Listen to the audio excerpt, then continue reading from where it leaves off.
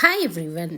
Mixture ఎలా prepare చేసుకోవాలో చాలా ఈజీ ప్రాసెస్, 2 మంత్స్ వరకు పాడవకుండా ఉంటుంది. ఎలానో చూసేద్దాం. ముందుగా కారపూస ప్రిపేర్ చేసుకోవాలి కాబట్టి మిక్స్చర్ కోసం కారపూస వీడియో ఉంది, చూసేయండి ఒకసారి. శనగపిండి ఇలా పావులో పెట్టేసుకొని డైరెక్ట్ ఆయిల్లో ఇలా ప్రెస్ చేసుకుంటే సరిపోతుంది. ఆ తర్వాత కొంచెం కాలిన తర్వాత విడివిడిగా చేసుకోవాలి మిక్స్చర్ కోసం.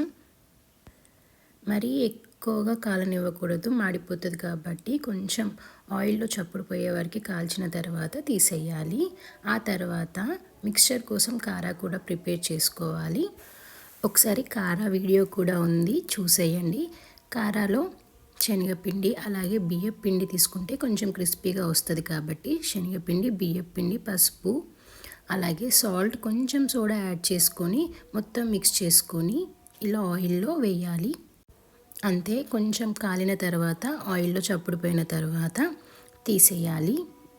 ముందుగా అన్నీ ఇలా ప్రిపేర్ చేసి పెట్టుకోవాలి మిక్స్చర్ కోసం. ఆ తర్వాత శనగపప్పు తీసుకోవాలి. ఒక 2 అవర్స్ వరకు నానబెట్టుకోవాలి. ఒక 2 అవర్స్ నానబెట్టుకున్న తర్వాత తీయాలి. ఒక 2 అవర్స్ నానబెట్టుకున్న తర్వాతనే ఇలా వేయించుకోవాలి. డైరెక్ట్ వేస్తే గట్టిగా ఉంటుంది కాబట్టి ఒక 2 అవర్స్ వేయించుకోవాలి. ఆ తర్వాత చుడువ అటుకులు తీసుకోవాలి. పేపర్ అటుకులు తీసుకోకూడదు.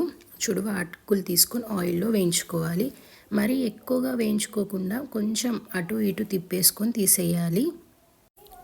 ఇలా ఆయిల్లో వేయించుకొని తీసేయాలి మొత్తం. ఆ తర్వాత 2 kgs చుడువ అటుకులు మొత్తం వేయించుకోవాలి. ఇలా అటుకులు మొత్తం వేయించుకున్న తర్వాత ఆ తర్వాత కొంచెం ఒక 1 స్పూన్ వరకు కచ్చా పచ్చగా ఎల్లిపాయలు గ్రైండ్ చేసుకొని యాడ్ చేసుకోవాలి. ఆ తర్వాత తగినంతగా ఉప్పు, కారం, పసుపు వేసుకోవాలి. ఆ తర్వాత ఒక 2 స్పూన్స్ వరకు ధనియా జీరా పౌడర్ కూడా యాడ్ చేసుకొని మొత్తం మిక్స్ చేసుకోవాలి. మిక్స్ చేసుకున్న తర్వాత ఒక 200 గ్రామ్స్ వరకు పల్లీలు వేయించుకోవాలి. పల్లీలు వేయించుకొని పల్లీలు కూడా యాడ్ చేసుకోవాలి. ఆ తర్వాత శనగపప్పు వేయించుకున్నాం కదా, శనగపప్పు కూడా యాడ్ చేసుకోవాలి. ఇందాక వేయించుకున్న కారా కూడా యాడ్ చేసుకొని కారపూస కూడా చిన్న చిన్నగా ముక్కలుగా చేసుకొని కారపూస కూడా యాడ్ చేసుకోవాలి. ఇలా యాడ్ చేసుకొని మొత్తం కలుపుకొని ఫైనల్గా కొంచెం కరివేపాకు కూడా ఆయిల్లో వేయించుకొని యాడ్ చేసుకోవాలండి. చాలా టేస్టీగా క్రిస్పీగా బాగుంటుంది. ఒక్కసారి మీకు ఈ ప్రాసెస్లో మిక్స్చర్ నచ్చినట్లయితే ట్రై చేసి చూడండి. అలాగే 2 మంత్స్ వరకు స్టోర్ చేసుకోవచ్చు. అలాగే వీడియో నచ్చినట్లయితే like, share, subscribe. Thank you for watching.